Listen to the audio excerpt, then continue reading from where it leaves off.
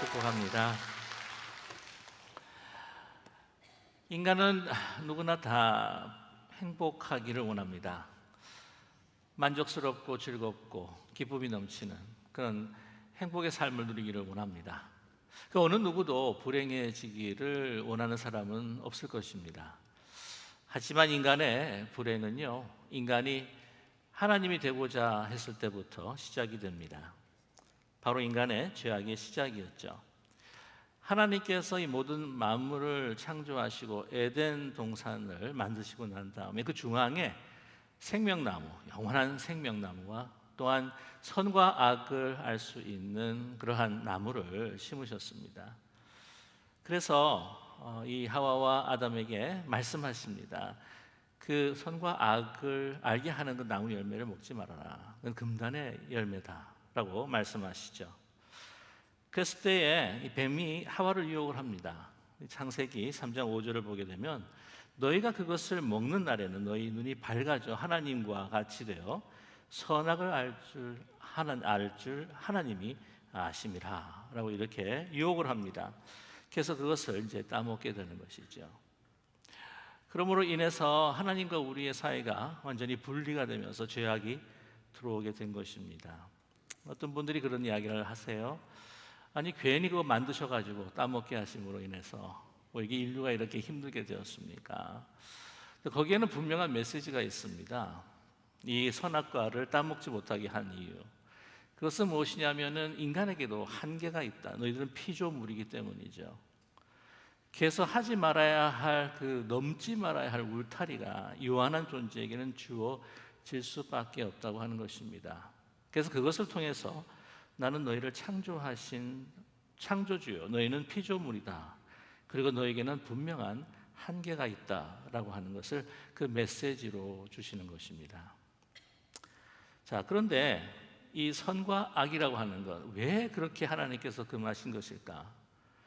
뭐냐면 이 선과 악이라고 하는 그 분명한 의미가 있기 때문이죠. 도덕적인 어떤 선과 악이라기보다는요, 절대적으로 이 선과 악을 분별하고 또한 그것을 통해서 판단할 수 있는 모든 그 영원한 지식을 의미하는 것입니다.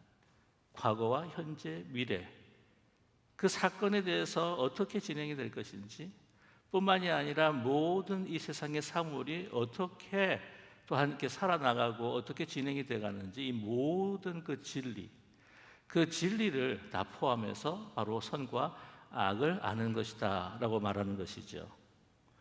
그래서 이러한 모든 전지한 것이 유한한 존재라고 하는 인간에 주어질 때에 그것은 부패하고 말기 때문입니다. 영어 표현에 아마 이런 이야기를 들었을 것입니다. Absolute power become absolutely corrupted 이라는 말이 있죠. 아주 절대적인 그 지식과 파워라고 하는 것은 절대적으로 부패한다. 왜냐하면 그것이 유한한 인간에게 주어질 때 그렇게 된다고 하는 것입니다. 그런데 이 모든 그 지식을 알기를 원합니다. 그래서 하나님같이 되고 싶다고 하는 것은 무엇이냐면 이제 하나님의 모든 인도하심과 그 말씀을 따라 살아가야 되는데 나의 삶은 내가 개척하고 내가 판단하고 내가 진행해 나가겠다고 하는 독립성을 사실은 욕구하게 되기 때문이죠. 왜냐하면 하나님께서 인간을 너무나 사랑하셨습니다. 로봇 같은 사랑을 원하시지 아니하시고 인간을 자유의 의지를 주셔서 하나님을 선택할 수도 하나님을 거부할 수도 있는 그러한 선택적 사랑을 우리에게 부여하셨다고 하는 것이죠. 그래서 우리에게는 선택이 있게 될 때에 우리는 우리의 그 미래를, 우리의 삶의 그 방향들을 선택하기를 원한다고 하는 것입니다.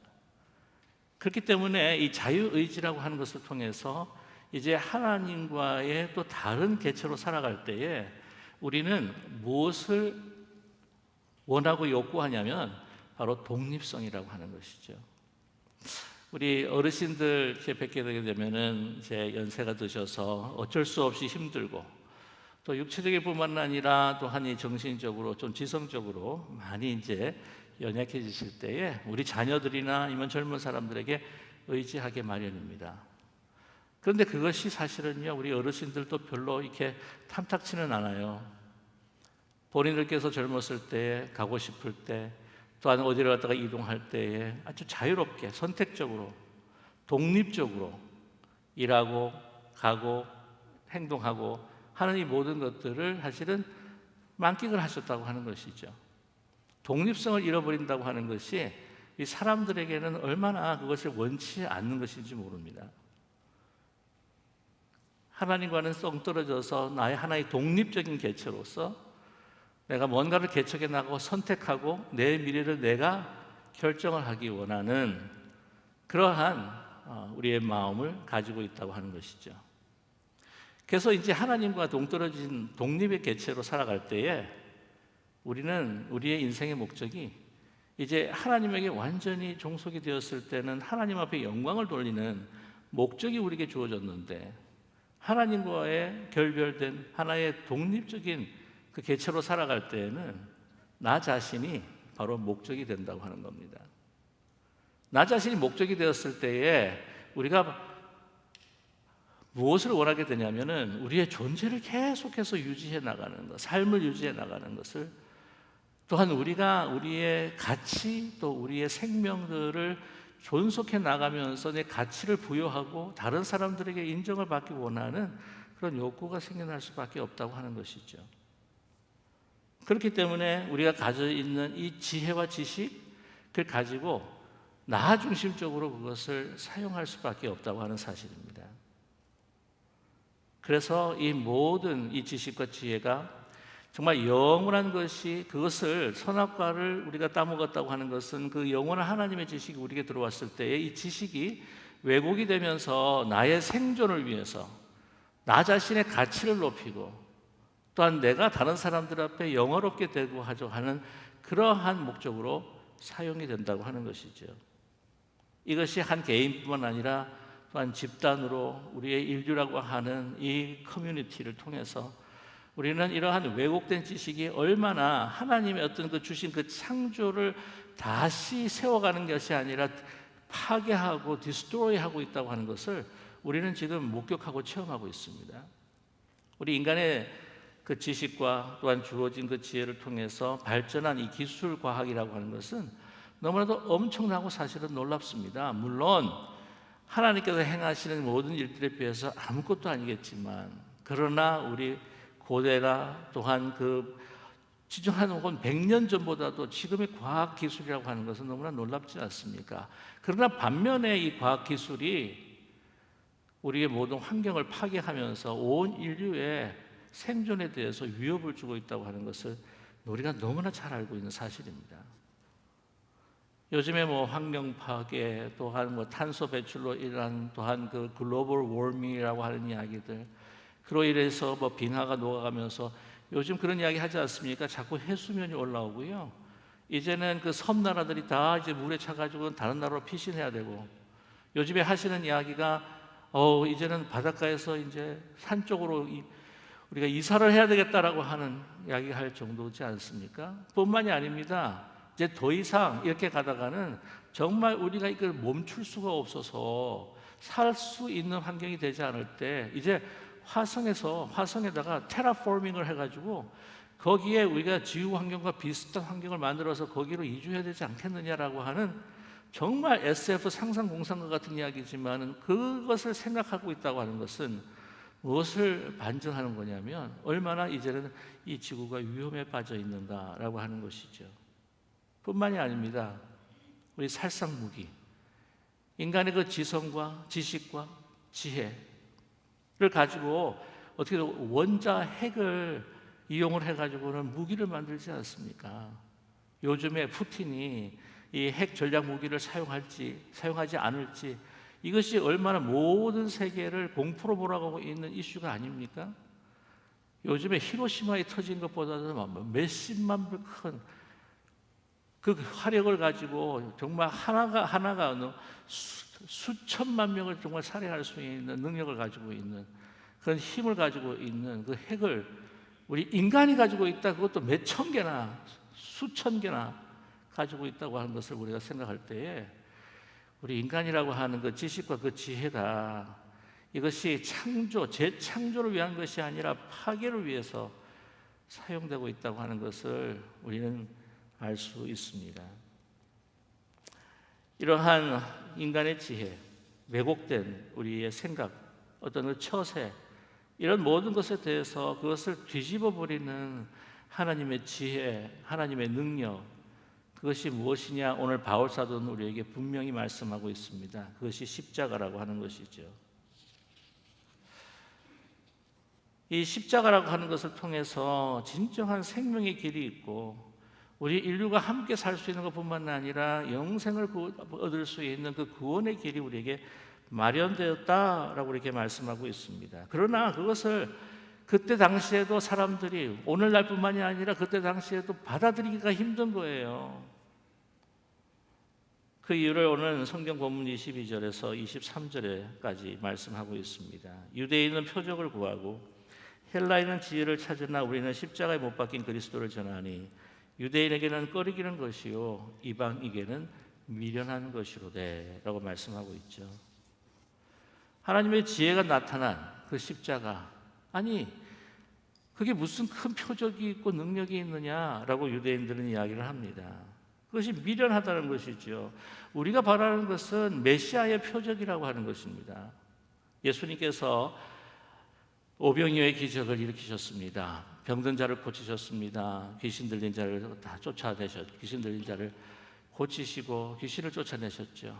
그걸 만족하지 못하는 거예요. 하늘의 표적을 보여달라, 모세의 표적을 보여달라. 그게 무슨 의미일까요? 아니 그런 능력 말고 우리 이 민족을 로마의 손아귀에서부터 구원할 수 있는 메시아의 표적을 보여달라는 거예요.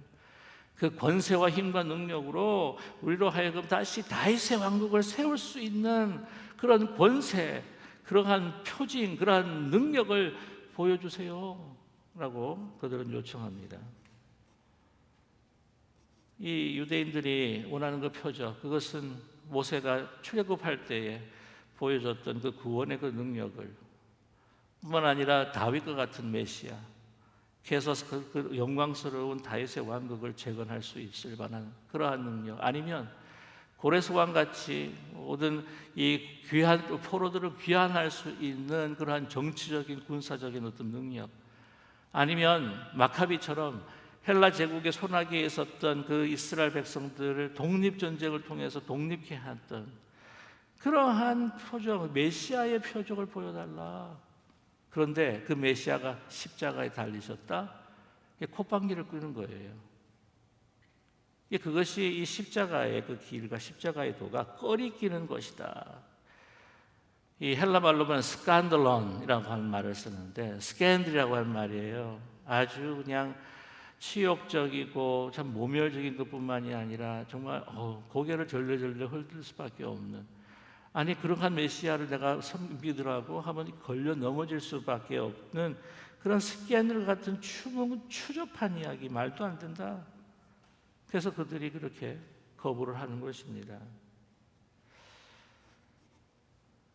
오늘 이 말씀 가운데에서 또 한 가지 이야기하죠. 헬라 사람들은 십자가를 어떻게 보았는가? 미련한 것으로 받아들였다고 하는 것입니다. 헬라 사람들은 무엇을 구했다고요? 지혜를 구했다고 합니다. 여러분 이 부분에 있어서도 이 헬라 사람들, 유대 사람들 말고 헬라 사람들도 아니 어떻게 신이 십자가에 달릴 수가 있느냐? 저거는 완전히 미흡하고 미약하고 아주 실패자의 모습이 아니냐는 것이죠. 여러분 헬라 사람들은 지혜를 구했다고 합니다. 그래서 이 철학의 이제 시작이 이제 헬라 문화에서부터 이제 시작이 되는데, 여러분 아시다시피 그 필라소피라고 그렇게 하죠. 영어로 이야기하죠. 철학을 필러 하면은 사랑한다, 소피라고 하면 지혜입니다. 지혜를 사랑하는 사람들. 그래서 보면 탈레스로부터 시작해서 좀 피타고라스 쭉 올라가면서 여러분 너무나 잘 아시는 소크라테스, 플라톤, 아리스토텔레스까지 쭉 이어가면서 정말 이 헬라의 그 문화 가운데서 이 철학, 이 필라소피, 지혜가, 이 지혜를 사랑하는 사람들의 그 관점들과 이 철학이 이제 꽃피우기 시작하지 않습니까? 그런데 여러분, 이 그 헬라 사람들의 철학 가운데에서 공통된 부분이 무엇이냐면, 이 그 교회, 그때 초대교회에서 굉장히 경계를 했던 영지주의자들이 가지고 있었던 하나의 또 개념이었습니다. 그게 뭐냐면, 이 몸이라고 하는 것은 너무 하등한 것이다. 이 몸이라고 하는 것은 사실 이렇게 열등한 것이고, 이 우리 가지고 있는 영혼이라고 하는 것이 정말 지고의 것이다 라고 하는 것을 표방을 했습니다. 그래서 뭐라고 이야기했냐면은, 육신이라고 하는 것은 이 영혼을 가두어두는, 영혼이 자유롭게 할 수 없는 영혼을 가두어두는 감옥이다라고 그렇게 이야기를 하죠. 그래서 이 구원이라고 하는 건 뭐냐면, 이 몸에서 이 영혼이 탈출해서 자유로워지는 것, 높은 이데아의 세계의 그 지성을 얻게 되는 것, 그것이 바로 구원이다, 인간의 구원이다 라고 이야기를 합니다. 구원은 육체로부터의 영혼의 탈출. 그런데 어찌하여 신이 이 인간의 몸을 그것도 입고 그 모든 고통과 아픔들을 다 당하면서 실패자의 모습으로 어떻게 십자가에 그렇게 아주 그냥 힘없이 미력하게 못 박혀 죽을 수가 있느냐라고 그렇게 이야기하는 것이죠. 뿐만 아니라 여러분, 그 히랍의 신들을 보게 되면은, 그 그릭 미톨로지라고 하는데, 그 히랍의 그 신들을 보게 되면 아주 힘과 능력이 대단합니다. 그러면서 또한 인간의 어떤 그 탐욕과 생각들을 가지고 있어가지고 막 갈등하고 충돌을 하죠. 그러나 그들에게서 중요한 것은 바로 이게 능력과 힘이었습니다. 그것이 이제 그 문화, 그 어떤 신화들이 이제 정치적인 것을 옷 입으면서 어디로 전개가 되냐면은 바로 로마의 그 힘의 논리로, 힘의 철학으로 이제 그것이 변형이 된다고 하는 것이죠. 그래서 여러분 아시겠지만은 그 로마는 바로 힘의 논리입니다. 그 힘으로 모든 평화가 가능하다. 그 힘으로 이 모든 것을 다 지배할 수 있다. 힘으로 우리가 가치를 느끼게 된다라고 하는 것을 그들은 그들의 삶의 철학으로 삼으면서 많은 그 지배국들을, 또 많은 이 피지배국들을 다스렸던 그러한 이 문명이었습니다. 그러니 보세요, 로마 사람들도 봐도 힘의 논리로 보게 되게 되면 이거는 이 신이 될 수가 없는 거죠. 강력한 신, 전쟁의 신, 능력의 신. 아니 근데 십자가에 못 박힌다? 말이 안 된다는 거예요.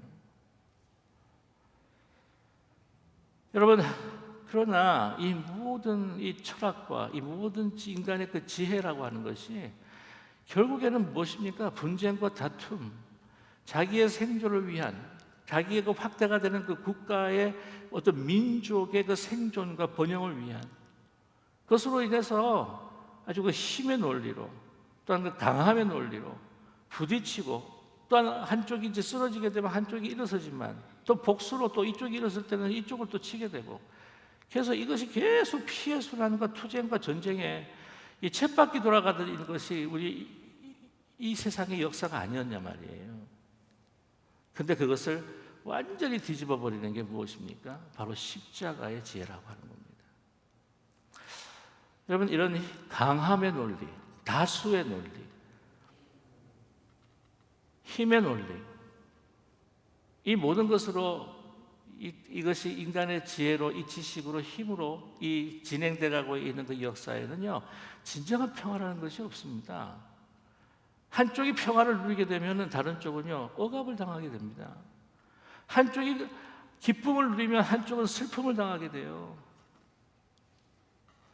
그러나 이 모든 것들에 대해서 피와 피가 연결이 되고 복수와 복수가 연결이 되는 이 땅에 그 인간의 정말 그 타락한 지혜들, 그것을 다시 뒤집어 버리는 것이 무엇이냐? 바로 십자가의 지혜요, 십자가의 능력이라고 하는 것입니다. 바울은 십자가를 수치로 없고 미련한 것으로 이러한 것으로 사람들이 알고 있다. 그러나 이런 십자가를 통해서 사실은 모든 인류들이 구원을 얻고 하나님과 화목될 뿐만 아니라 우리가 모든 사람들이 함께 평화를 누리고 함께 기쁨을 누릴 수 있는 그 영원한 생명의 길이 바로 십자가다. 우리가 말씀하고 있습니다. 오늘 본문 24절과 25절의 말씀이죠. 오직 부르심을 받은 자들에게는 유대인이나 헬라인이나 그리스도는 하나님의 능력이요 하나님의 지혜니라. 하나님의 어리석음이 사람보다 지혜롭고 하나님의 약하심이 사람보다 강하니라 라고 이렇게 말씀하고 있습니다. 여러분, 이 인간의 그 지혜, 그것이 아무리 높다고 할지라도 그 결과를 보게 되게 되면요 참 참담합니다. 그럼 십자가라고 하는 것이 우리의 인간이 얼마나 참혹한 죄인인가라고 하는 걸 보여주고 하나님께서 우리를 얼마나 신실하게 사랑하시는가 하는 그러한 표징이 아닙니까? 그 또한 함께 그런 의미와 함께 이 십자가라고 하는 것은 인간이 얼마나 미련하고 무지한 존재들인가. 그리고 하나님께서는 이 인간의 무지와 그 존재를 드러내시면서 하나님께서는 이 세상의 지혜를 다 완전히 뒤집으면서 하나님께서는 얼마나 놀라운 지혜를 통해서 정말 놀랍게 우리를 구원하고 계시는가라고 하는 것을 말씀해 줍니다.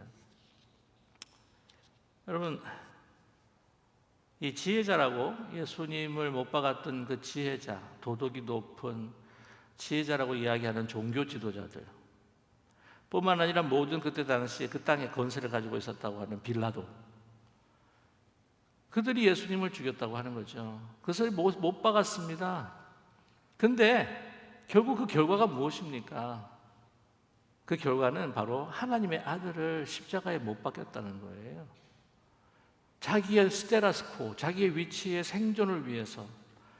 빌라도 같은 경우에도 자기가 거듭 권세를 갖고 있지만은 그 정치적인 입장을 고수하기 위해서 유대 사람들, 거기에 무리들을 갖다가 아주 그냥 타협을 해가지고는 예수님을 그들에게 넘겨줄 수밖에 없었던, 그들이 권세를 갖고 있고 지혜를 갖고 있다 할지라도 그들이 갖고 있는 그들의 그 모든 행위의 결과가 뭐냐고요. 우리는 하나님의 아들을 죽인 겁니다. 하나님을 죽인 거예요. 그러나 그것을 통해서 부활하시는 하나님, 그 부활하신 예수님, 그 예수님이 얼마나 우리 인간의 그 지혜와 인간의 생각과 그 지식이 얼마나 잘못되었는가, 얼마나 무지한가, 그것을 분명히 가르쳐주고 있지 않습니까? 팡세를 쓴 파스칼이 이렇게 이야기합니다. 우리의 한계를 인정하자. 우리는 모든 것이 아닌 일부만을 알 수 있는 존재다. 우리 육체가 공간적으로 한계를 지닌 것처럼 우리의 지성도, 판단도 한계를 지니고 있다. 과학이나 인간의 이성, 우리의 생각과 판단으로 해결할 수 없는, 여러분, 우주의 신비, 영적인 신비, 역사의 신비, 우리 인간이 알 수 없는 그 인간의 그 모든 그 신비, 그 신비를 처음부터 끝까지 다 알고 계시는 분이 누구시냐? 하나님이시다는 거예요. 독일의 대문호 괴테도 파우스트에서 자기 생각하는 자의 그 고뇌와 탄식을 이렇게 기록을 하고 있습니다. 나는 철학도 법학도 의학도 심지어 신학까지도 온갖 노력을 다 기울여 철저히 공부하였다. 그러나 지금 여기 서 있는 나는 가련한 바보, 전보다도 더 똑똑해진 것은 하나도 없구나. 석사니 박사니 허울 좋은 이름만 들으며 그럭저럭 10년이란 세월을 위로 아래로 이리저리 내 학생들의 코를 끌고 다녔을 뿐 우리가 아는 게 아무것도 없다는 걸 깨닫고 보니 내 가슴은 거의 타버릴 것만 같다. 이것은 최고의 지성을 자랑하는, 여러분, 그 괴테가 자기의 그 고백적으로 이야기했다고 하는 사실이죠. 우리 바울을 한번 보십시오. 그는 유대 율법에 능통한 자였고 헬라 철학에 능통한 자였습니다. 십자가라는 것을 받아들일 수가 없었던 거예요. 그래서 그가 박해하지 않습니까? 교회를 탄압하지 않습니까? 이 사람들은 다 하나님의 이름으로 죽어야 될 사람이다. 어떻게 십자가에 구원의 지혜가 있냐, 구원의 능력이 있느냐? 어떻게 십자가에 십자가에 하나님의 지혜가 있느냐? 이거 다 처단해야 될 인물들이다, 인간들이다. 그러나 그가 부활하신 주님을 만났을 때, 십자가에 달리신 그 주님, 부활하신 주님을 만났을 때 뭐라고 이야기합니까? 내가 알고 있었던 모든 것들 다 분토처럼 여기고, 내가 그 십자가를, 그리스도를 아는 지식이 가장 고상한 지식이라. 그 고백이 저와 여러분의 고백이 되기를 간절히 소망합니다. 여러분, 다 똑똑하다는 사람들, 내가 뭔가 좀 안다고 하는 사람들, 그런 사람들이 자주 보면요, 뭐 가정에서나 그렇고 교회에서도 그렇고 사회에서도 아주 큰일 내는 사람들이지 않습니까? 원래 여러분, 이 교회나 가정 안에서도요, 이러한 그 세상의 지혜와 처세술들, 그 세상의 지혜들이 막 들어오지 않습니까? 그게 뭡니까? 힘의 논리, 다수의 논리, 번영의 논리, 그런 것들이 우리 가운데 들어오면서 이제 강해져야 된다, 높아져야 된다, 힘이 있어야 된다, 다스려야 한다. 그럴 때에 거기에는 화목과 화평과 기쁨이 아니라 다툼과 투쟁과 분쟁이 있을 수밖에 없습니다. 여러분, 유대 사람들에게 있어서는 두 가지의 종류의 사람이 있었죠. 하나님 앞에 은혜 받는 유대인과 그리고 하나님의 은혜 밖에 있는 이방인. 그래서 둘로 갈라놓습니다.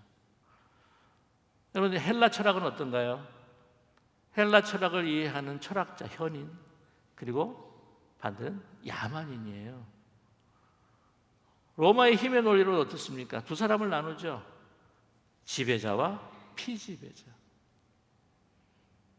그러나 이 모든 것들을 허무시는 것은 정말 연약해 보이고 미련해 보이고 힘없어 보이는 바로 십자가의 예수 그리스도의 죽음을 통해서 이 모든 것들을 다 허물어 주신 바로 하나님의 지혜, 하나님의 능력, 그것이 바로 우리의 생명이요 우리의 살아가야 할 길이라고 하는 것을 여러분 잊지 않는 우리 모두가 되기를 간절히 소망합니다. 십자가로 인해서 유대인과 헬라인들, 이방인들, 그리고 그들이 이야기했던 철학자나 또한 야만인들, 심지어는 여자와 남자, 종과 자유자,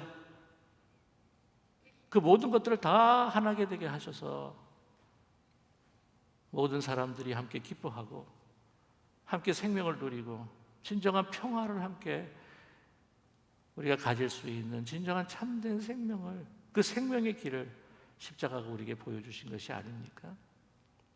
여러분, 이제는 우리가 이 십자가의 길을 선택하고 이 십자가의 가치와 하나님의 지혜를 선택할 건지, 아니면 이 세상의 지혜와 세상의 길을 선택할 것인지, 우리가 이 갈림길에서 우리 어떻게 해야 할 것입니까?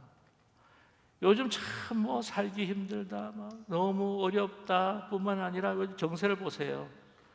힘 있는 자는 막 땅을 그냥 차지하면 그만이다고 하는 어떤 그런 논리들이 막, 독재자는 독재자들끼리 막 어울리는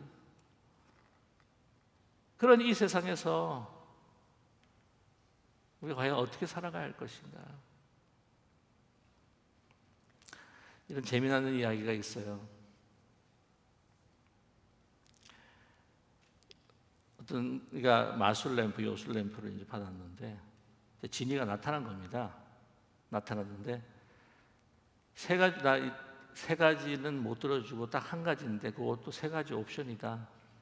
하나는 지혜, 하나는 엄청난 돈, 하나는 아름다운 미모. 그랬더니 이 사람이 들은 것은 있어가지고 나는 지혜를 원합니다. 푹 하니까 이제 지혜가 주어진 거예요. 근데 주어졌는데 가만히 그냥 책상에 앉아 있는 거죠. 이렇게 다른 변화는 크게 없고. 그래서 옆에 있는 사람이 물었습니다. 자, 지혜를 얻었는데 지혜 한마디를 좀 한번 해주십시오. 그렇게 요청을 하니까 이 사람이, 지혜를 받은 사람이, 아까 돈을 달랄 걸 잘못했는데 내가요, 그렇게 이야기를 하더랍니다.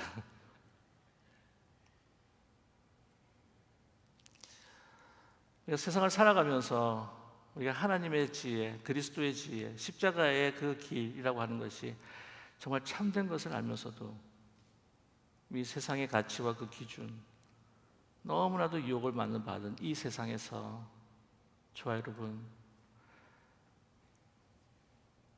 하나님의 그리스도, 그 그리스도의 그 십자가가 정말 우리의 생명이고 우리 가정을 살리고 우리의 교회를 살리는 정말 분명한 하나님의 지혜라고 하는 것, 능력이라고 하는 것을 여러분 믿는 우리 모두가 되기를 간절히 소망합니다.